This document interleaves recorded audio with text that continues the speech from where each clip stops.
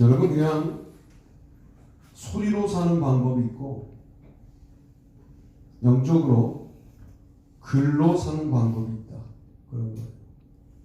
오늘 설교 핵심은 거기에 있어요. 소리는 내뱉으면 그만이죠. 글은 남습니다. 총장 이런 분들 뽑을 때 보니까 그동안 써놨던 글들이 표절이냐 아니냐 이거를 아주 심각하게 따지는데, 그게 아주 엄밀하게 적용되었던 때가 2012년 이후예요. 그래서 2012년 이전까지는 허용되는 일들이 2012년 이후에서는 허용되지 않는 그런 엄정한 기준이 적용이 되는 거죠. 근데 이분이 2001년도부터 글을 썼다 그러면 더블 스탠다드로 봐야 되는 거예요. 이쪽은 그때 통용될 때 표준이 아니었으면 넘어가 되고 12년 이후에는 엄정하게 보는 거죠. 글을 쓰면 남습니다.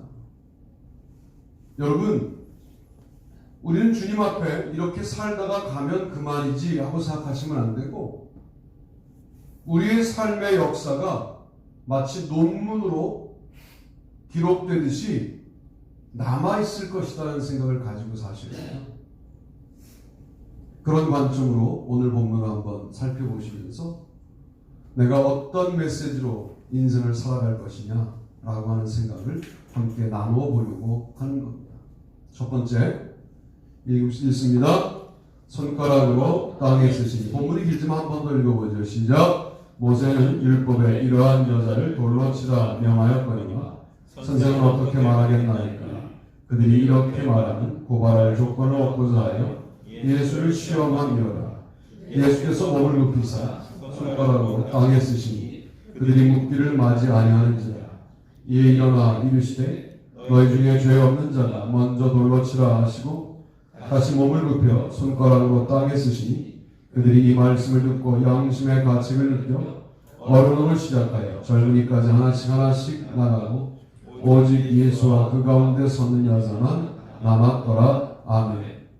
많은 학자들이 이 본문을 가지고 고민하면서 도대체 손가락으로 무슨 글씨를 쓰셨을까? 무슨 내용일까? 알 수가 없습니다. 성경에 나오지 않은 것은 알 수가 없죠. 손가락으로 땅에다가 글씨를 쓰셨어요. 가늠하다 현장에서 잡힌 여인, 왜 여인만 잡혀와야 합니까? 가늠은 혼자 할 수 있는 일이 아닌데 벌써 이 잡혀온 상황 자체가 남성 우월주의가 있고 유대인 우월주의가 있는 것이죠. 그런 상황에서 하나님의 율법이 선한 것이었는데 그것이 오용되면서 만들어진 서기관과 바리새인들의 잘못된 태도에 대하여 주님은 바로 공격하실 수 있죠.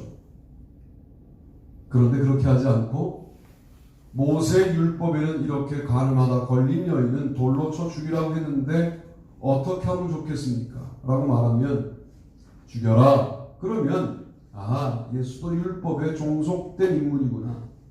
죽이지 말아라. 그러면 예수가 율법을 어기는구나. 이게 피해나가기가 어려운 상황이거든요. 그럴 때 주님은 늘 제3의 길을 여시죠. 우리는 이런 생각해요. 이 길 아니면 저 길, 이것 아니면 저것. 요것 있는 거 몰랐죠. 요것을 몰랐을 거예요. 요것. 예? 이것 저것만이 아니라 요것이 있어요. 이 길 저 길만이 아니라 요 길이 있다고. 이게 주님의 길이에요.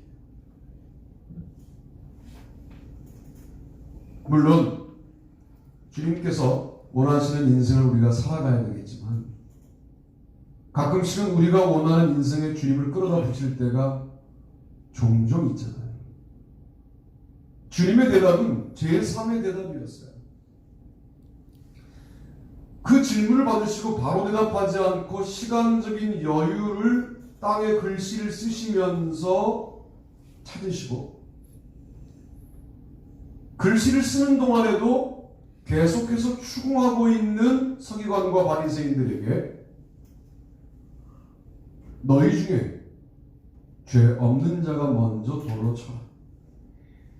그리고 그들의 반응을 지켜본 게 아니라 다시 땅에다가 글씨를 쓰시고 있는데 어른으로부터 출발하여 어린아이 이르기까지 모두 돌을 땅에 놓고 떠난 것이죠. 그때 여인에게 말해요. 너를 정죄하던 자들이 어디에 있느냐? 없나이다. 다 갔나이다. 나도 너를 정죄하지 않노라. 다시는 죄를 범하지 말라. 라고 말씀하십니다. 이 장면이죠. 땅에 쓰신 글씨, 오늘날 우리의 역할이 그래야 되는 것 아닌가? 이것 아니면 저것이라는 것을 욕심으로만 바라보면 둘 중에 하나를 골라야 합니다. 그러나 주님께 기도하면 제3의 길을 볼 수 있는 여유가 생기고, 제3의 길은 꼭 나에게 유리하지 않은 길이어도 그 길로 가야 하는 거예요. 이게 뭐예요? 은혜 받은 자가 취할 수 있는 여유인 거죠. 여러분 조급하시죠? 사실은 계획대로 안 되면 하나님 들먹이고 주님이 요즘은 나랑 안 친하다 그러고 자기가 먼저 안 친했거든요. 그런데 주님이 요즘 나를 안 돌본다 그러고, 아니 어떤 애인이 그런 식으로 애인을 연락도 안 하고 연락이 두절되고 잠수 타시고 주중에 한 번도 찾지도 않는 그런 애인을 누가 챙겨주겠어요? 내가 만약 하나님이라면 안 챙길 것 같은데 그분은 속이 너무 좋으셔서 1년 만에 나와도, 아니 수십 년 만에 나와도 양팔을 벌리고 맞아주신다. 속이 없는 분이에요. 왜냐하면 그분은 속이 꽉 찬 분이라 속이 없는 분인 것 같아요. 그런데 우리가 일이 좀 안 되면 그 하나님을 가지고 들먹인단 말이에요. 여러분, 이거는 여유가 없는 삶인 겁니다. 서로 이것 아니면 저것으로 대립하고 죽이려고 하는 세상 한가운데에서 주님이 다시 땅에 글씨를 쓰신 것처럼 펼쳐놓은 존재들이 우리였으면 좋겠다는 거예요. 우리를 바라보면 사람들이 저렇게 제3의 방법으로 살아갈 수도 있구나. 나와 다르구나. 나도 그러면 호흡을 가다듬고 쟤처럼 살아봐야지 라고 하는 마음을 우리가 과연 세상 사람들에게 주고 있느냐? 아니면 우리도 동일하게 분주하게, 동일하게 시기하며 비교하며 인생을 살고 있으니까 그들이 우리를 바라보면서 돌을 들어 죽이려고 하는 여인을 결국 죽여버리고 마는 그런 현상들이 오늘날 있는 것 아닌가.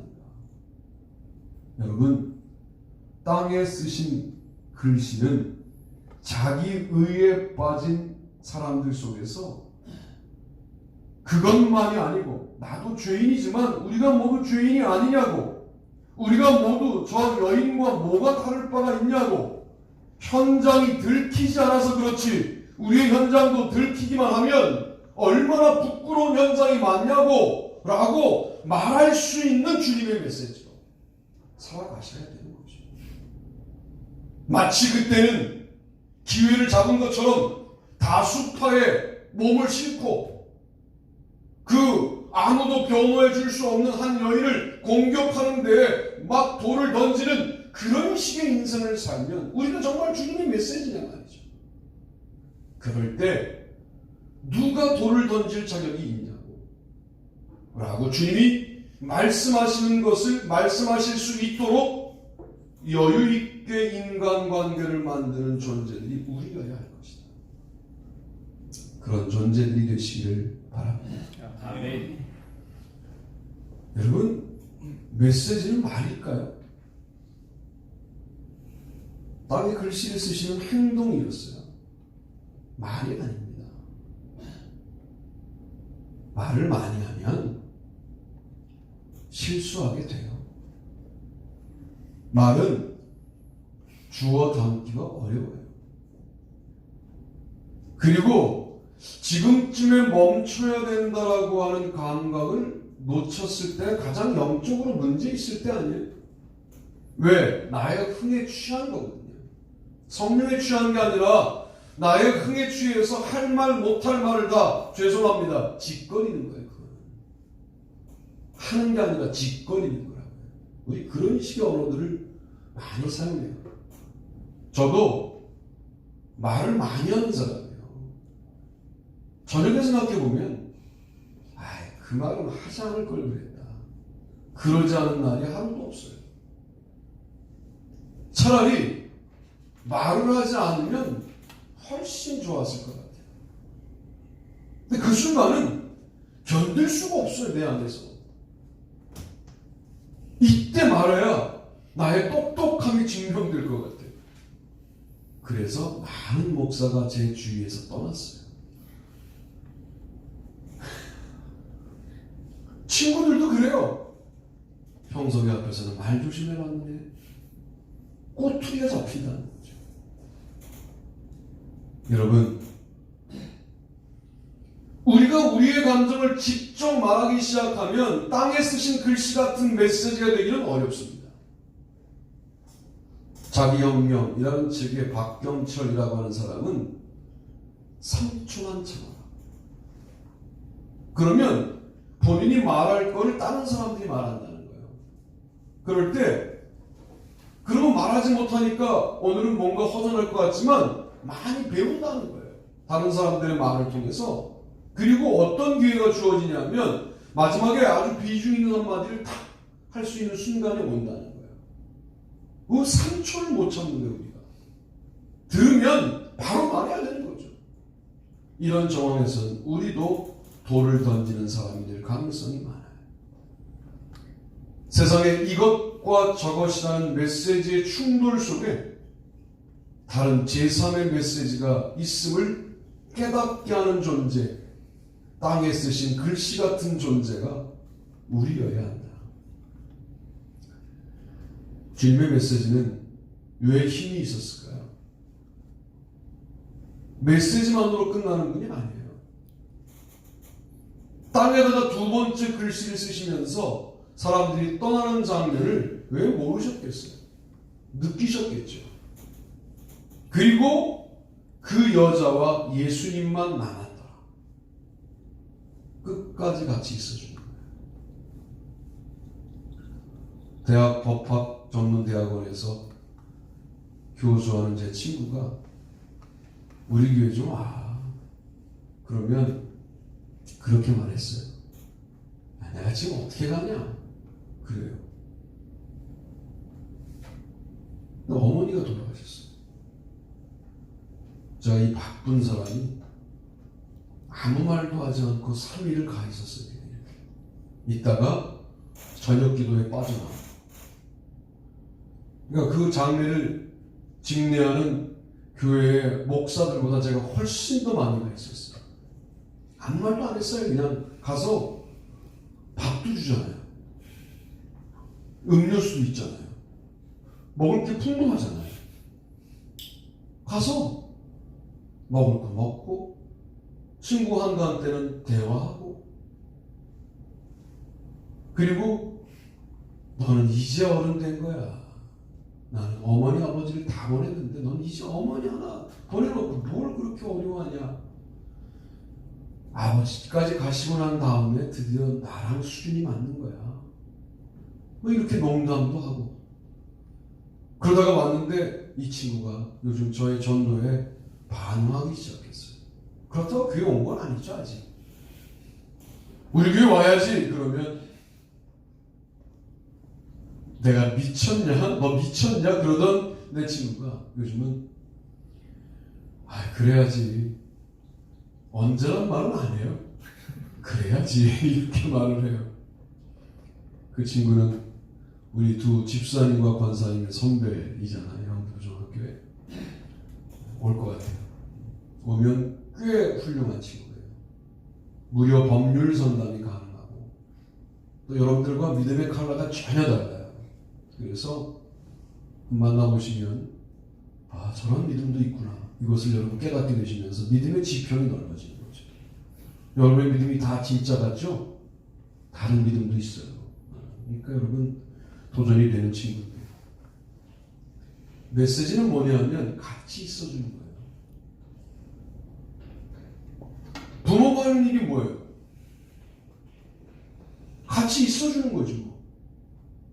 면접하러 들어가 대학에 면접을 대신해 줄 수 있어요?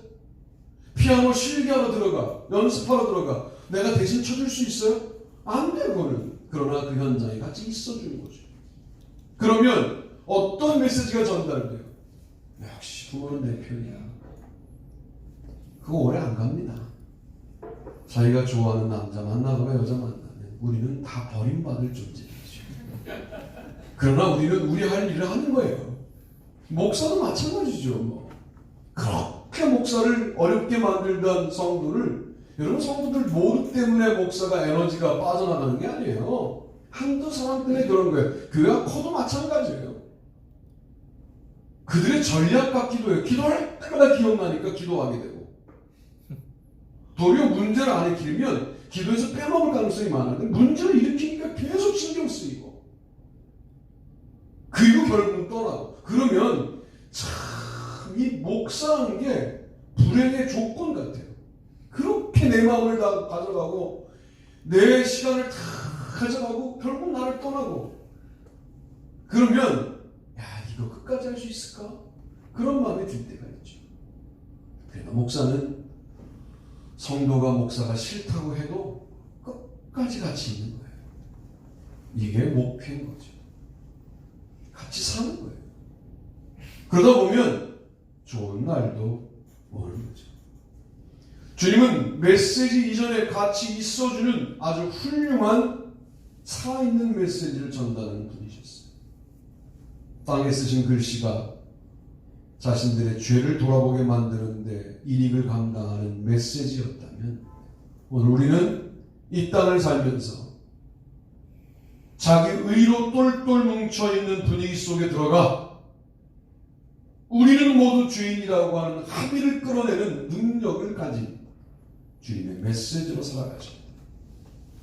우리는 모두 주인이에요. 우리는 모두 의롭지 않아요. 누가 누구를 정죄할 수 있어요. 그러므로 그런 메시지로 살아가시면 주님이 우리를 쓰시는 순간이 오신다는 거죠. 두 번째 보십시다. 두 번째 다 같이 읽습니다. 이 손가락이 나와서 이 글을 기록하였나이다. 이러므로 그의 앞에서 이 손가락이 나와서 이 글을 기록하였나이다. 기록된 글자는 이것이니 곧 메네메네 대결 우바르시니라. 그 글을 해석하건대 메네는 하나님이 이미 왕의 나라의 시대를 세워서 그것을 끝나게 하셨다며 대결은 왕을 저울에 달아보니 부족함이 보였다며 베레스는 왕의 나라가 나뉘어서 메대와 바사 사람에게 준바되었다니라. 아니 이에 벨사산이 명하여 그들이 다니엘에게 자주색 옷을 입히게 하며 금사슬을 그의 목에 걸어주고 그를 위하여 조소를 내려 나라의 셋째 통치자로 삼으니라. 그날 밤에 갈대아 왕 벨사산이 죽임을 당하였고 메대 사람 다리오가 나라를 얻었는데 그때 다리오는 62세였더라. 아멘.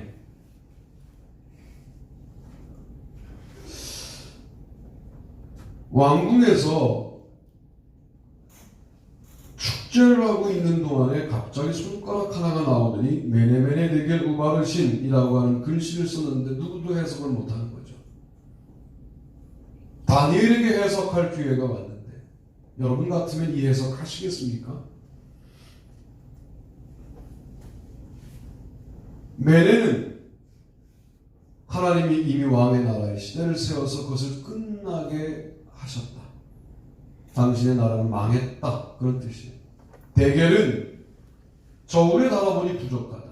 우바르신 혹은 베레스는 왕의 나라가 메대와 바사 사람에게 넘어갈 것이다. 여러분 이런 얘기를 자기 나라가 망한지 모르고 있는 왕 앞에서 한다는 것은 대단히 위험한 일입니다. 그런데 주님의 메시지로 살아간다는 것은 우리 모두가 주인입니다 라고 말하는 매우 편한 메시지일 수도 있지만 주님의 메시지로 살아간다는 것은 너 그러면 죽어 하는 말을 할 수 있어요. 우리 이렇게 살면 심판받습니다. 하늘나라 못 갑니다. 하는 이야기를 할 수 있어야 주님의 메시지예요. 이제 여러분이 돌아보세요. 괜찮아요? 우리의 믿음? 하나님 만날 수 있으시겠어요? 우리가 이런 깨달음을 가지고 세상을 향하여 외쳐야 돼요. 그리로 가면 나는 떨어지라고. 그리로 가면 죽는다고 외쳐야 되는데 죽거나 말거나 이런 마음이 든다는 것은 우리도 그 길에 서 있기 때문이에요. 그 길을 객관적으로 보지 않으면 이 길로 가면 죽는다는 심판의 메시지를 할 수가 없어요. 우리도 그 길에 서 있으니까 우리도 같은 종류이기 때문에 그런 메시지가 내 입에서 나갈 수가 없죠. 그런데 그 심판의 연장이 곧 우리에게 주어질 것이 보인다면 어떻게 물에서 그들을 건지지 않을 수가 있고 어떻게 그리로 가면 죽는다고 심판의 메시지를 선포하지 않을 수 있겠습니까? 다니엘은 가감없이 말하죠. 당신 하나님의 저울에 재보니까 부족해. 당신의 나라 망했어. 당신의 나라 메대와 바사에게 이미 넘어갔어. 당신만 모르고 있다고. 죽기를 각오하지 않으면 이러기가 어려워요. 그래도 다니엘은 왜 위대합니까?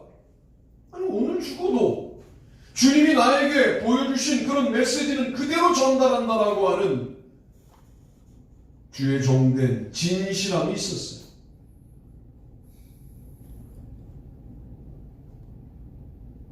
교회가 부흥하려면 목사가 설교하는데 제약 조건이 많이 사라져야 합니다.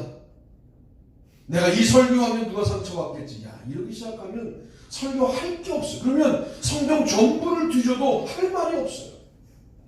내가 이 설교하면 야, 꼭 누구를 공격하는 것처럼 해석될 수 있겠지. 야, 이거 빼. 그러면 할 말이 없다. 그러나 내가 정직하게 말한다면 우리 교회는 정상은 아니죠. 정상은 아니에요, 우리 교회. 남자들만 열심히 나오는 교회. 어떻게 정상이에요, 이 교회가? 정상으로 만들어야 돼요. 총동원 주일에는 다른 영혼 전도 못 해오시면 마눌님들 데려오셔야 돼요.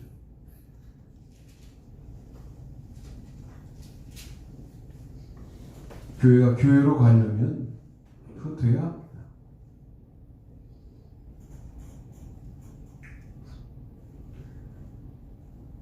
이런 식의 이야기를 하면 그러시죠. 상처받았다. 고진일 감독님 그러시더라고요. 상처받지 말고 돈을 받자 이러시더라고요. 뭐하러 상처를 받냐. 돈도 안 되는 거. 아이고 참. 사실은 우리 교회가 들어야 될 여러 가지 메시지를 하시더라고요. 참 감사했어요. 천국 가는 거 괜찮으신지 한번 고민해 보셔야 돼요. 내 삶이 더 우선인데 무슨 천국을 가요 우리가. 그렇게 가는 거 천국 아니에요. 천국이 귀해야지. 이 땅보다. 이 땅보다 천국이 좋아야지. 하나님 만나는 게 귀한 일이 되어야 되는데 제가 자존심 때문에 여러분들에게 구걸하진 않아요. 어떤 모임에 나와달라고. 그것도 특별한 사람에게만 하는 거예요. 내가 그런 말 하는 거 들어봤어요? 여러분들에게 하나님을 그렇게 싸구려로 만드는 거 난 싫다고요. 여러분들이 알아서 결정하셔야지. 하나님이 내 삶의 어떤 부분보다 중요한 분이 아닌데 그런 메시지를 지금 다니엘은 인기에 연연하지 않고 그냥 외치는 거예요. 그게 목회자입니다. 그게 주의 종이에요. 여기에 당의정을 발라서 살살살살 설명할 수 있죠. 여러분을 죽이는 거예요, 그거는.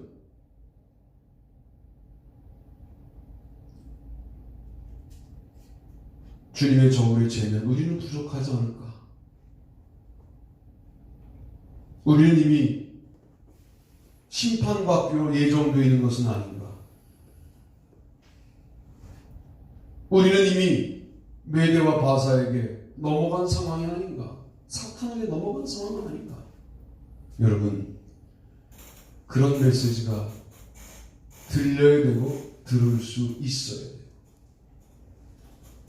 그런데 자극도 받다 보면 익숙해져요. 그러든지 말든지 이렇게 돼요. 여러분, 이거는 가능성이 정말 없는 거죠. 우리 교회가 되려면 온 힘을 다하여 모이고 기도해야 합니다. 아멘. 여러분, 이따 점심 드실 때 한번 둘러보세요. 새로 오신 분들 빼고 우리가 몇 명 모였나 둘러보라고. 정신들 차려야 되죠. 이걸 노렸던 거거든요, 사탄은. 저분들이 새로 오지 않았으면 우리 교회는 문 닫을 뻔했다고요. 근데도 긴장하지 않잖아요, 우리는. 그렇죠? 여러분, 긴장하셔야 돼요. 언제까지 빈자리 두고 예배 드리시겠어요? 힘을 내시고. 우리의 사역에 누구 탓하면 좀 시원하세요? 그래요. 다 저 잘못이죠? 여러분은 자유로우세요? 제가 그냥 심판받고 끝나면 되나요? 여러분, 그건 그렇지가 않아요. 주님 앞에 부족한 부분들을 슬쩍 넘어가는 거 우리 그만합시다. 그리고 그거 채워가자. 그걸 채워갈 수 있을 때 우리가 교회가 되는 거죠. 이 얘기를 다니엘이 지금 하고 있는 거예요. 그런데 놀랍게도 벨사산이 다니엘에게 자주색 옷을 입히고 그 나라의 셋째 통치자로 삼고, 더 놀라운 건 뭔지 아세요? 그 다음 바벨론의 시대가 끝나고 그 다음 시대가 열리는 다리오 왕도 다니엘을 자기 왕국의 3위의 인물로 쓰시는 거예요. 그가 만약 인간을 신경 쓰고 벨사사를 배려하여 오늘 죽을 벨사사를 아닐 거라고 거짓말로 예언하고 거짓말로 통역하고 해석했다면 벨사사이 죽을 때 다니엘도 하나님의 심판을 받게 되었을 거예요. 여러분, 힘을 내시고, 우리 교회가 에너지가 있어요. 그 에너지를 사탄이 어디서 갉아먹고 있냐면 가정에서 갉아먹고 있다고요. 그걸 어떻게 지키셔야 되느냐? 설거지 하세요. 파 다듬고 마늘 빻고 심부름 잘하고 결국은 데리고 교회 나오고 이렇게 해야죠. 그래서 온전한 예배가 돼야죠. 1년 내내 이게 뭡니까? 힘을 내시기를 바랍니다. 마지막 세 번째 읽어보겠습니다. 시작. 우리로 말미암아 나타난 그리스도의 편지, 너희는 우리의 편지라. 우리 마음에 썼고 무사람이 알고 읽는 바야. 너희는 우리로 말미암아 나타난 그리스도의 편지, 이는 먹으로 쓴 것이 아니요 오직 살아계신 하나님의 영으로 쓴 것이며, 또 돌판에 쓴 것이 아니요 오직 육의 마음판에 쓴 것이라. 아멘. 말로 살지 말고 글로 살아가야 합니다. 소리로 살지 말고 메시지로 살아가야 합니다. 우리가 그리스도의 편지로 살아간다는 것은 뭘 말할까요? 우리가 읽힌다는 거예요. 세상 사람들은 우리를 모두 알고 있어요. 읽고 있어요. 여러분이 잘못 살면 그게 숨겨질 것 같지만 그렇지 않아요. 우린 그리스도의 편지예요. 읽혀져요. 다 파악하고 있어요. 그러니까 우리가 영혼 구원을 시도할 때 안 되는 거죠, 그게. 왜? 다 읽혔는데요. 너도 가짜잖아 라고 읽힌 그리스도의 편지인치 않은 우리의 모든 내용을 세상 사람들이 다 모두 읽고 알고 있는데, 우리 예수 믿으러 가자 그러면 야, 네가 믿는 예수는 가짜 같다 라고 생각할 수밖에 없는 거죠. 그리스도의 편지는 어디에 있습니까? 먹으로 쓴 게 아니라 하나님의 영으로 쓴 것이다 라고 말씀하죠. 영원하다는 거예요. 지워지지 않는다는 거예요.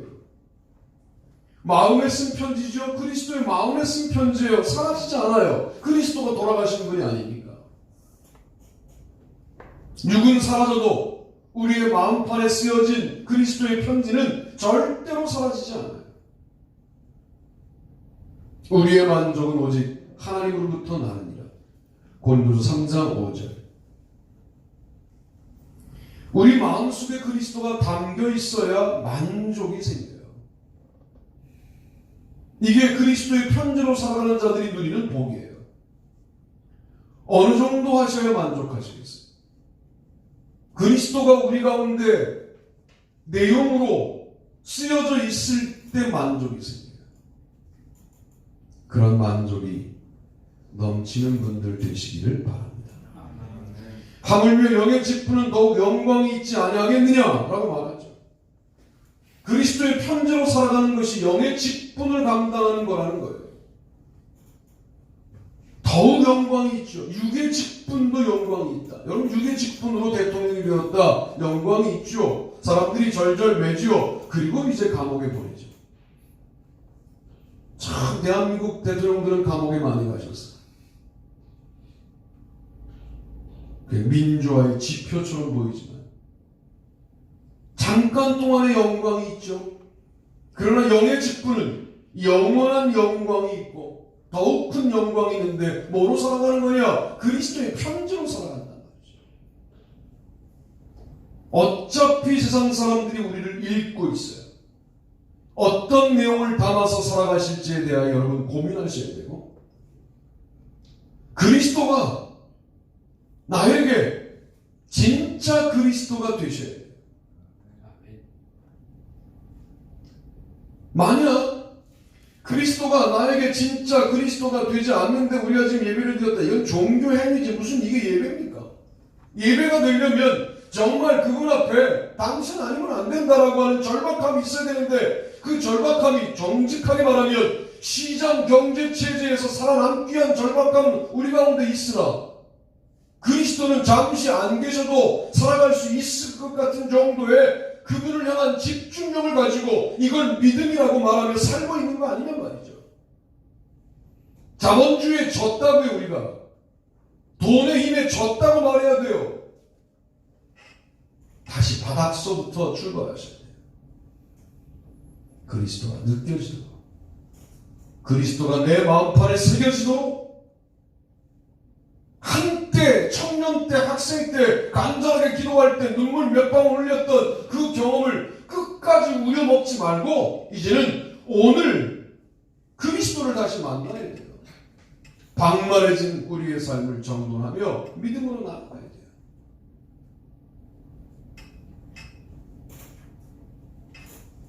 여러분, 공산주의자들도요 우리처럼 살지 않습니다. 100세가 딱 되자 버몬트 시골에서 움집을 짓고 살던, 그러나 본인의 사회주의 운동이 실패하자 미국의 한 농가에 들어가 자급자족하는 삶을 살던, 스스로 굶어 죽습니다. 자기를 굶겨 죽인다고요. 왜? 내가 지금 100세 동안 사람들을 고생시켜가면서 자연을 파괴하고 살아간다는 것은 이건 죄악이다. 그의 마지막 사회주의적 사상을 가지고 그는 자기를 굶겨 죽이는 선택을 해요. 100세 그래서 그는 굶겨 자기를 죽이죠. 여러분, 이게 사회주의적 사상에 몰두한 사람의 마지막이에요. 무섭지 않습니까? 우리는 믿음을 갖고 있지만 그렇게 철저하지 않습니다. 이제 여러분, 그리스도의 메시지로, 그리스도의 편지로 살아가신다는 것이 뭐냐면 다 기록되었다는 거예요. 세상도 알고 하나님도 아는 기록된 편지로 살아가는 우리들은 주님 앞에 설 때 괜찮을까? 라고 제가 먼저 물어보는 거예요. 제 자신에게. 안 괜찮아요, 저도. 여러분도 안 괜찮을 거예요. 그걸 괜찮게 만드는 일들을 지금부터 하셔야 합니다. 그런 놀라운 역사가 시작되어서 우리 교회가 다른 건 몰라도 메시지가 분명한 교회, 신앙 고백이 분명한 교회, 내가 그렇게 양대 공산주의와 자본주의를 싸우는 그 세상에 땅에 글씨처럼 뿌려놓은 아이들이 있다. 그 아이들이 예수 한교회 내 사랑하는 아들, 딸들이다. 세상의 멸망에 대하여 이모저모로 설명하고 피해가고 있는 교묘한 그런 신학자들 속에 내가 그것을 있는 그대로 말할 줄 아는 내 백성들을 인천에 두었다. 그들이 예수 한교회 성도들이다. 그들의 과거가 그렇게 아름답진 않았지만 그들이 나를 다시 만나고 난 다음부터 그들이 쓰여져 있는 것들을 나는 자신 있게 너희들에게 읽으라고 내놓을 수 있다. 왜? 그들은 그리스도의 편지다. 내 편지다. 이렇게 말씀하실 수 있도록 고백과 메시지가 분명한 그런 신앙생활을 해나가시기를 주님의 이름으로 축복합니다. 아멘. 자리에서 마십시오.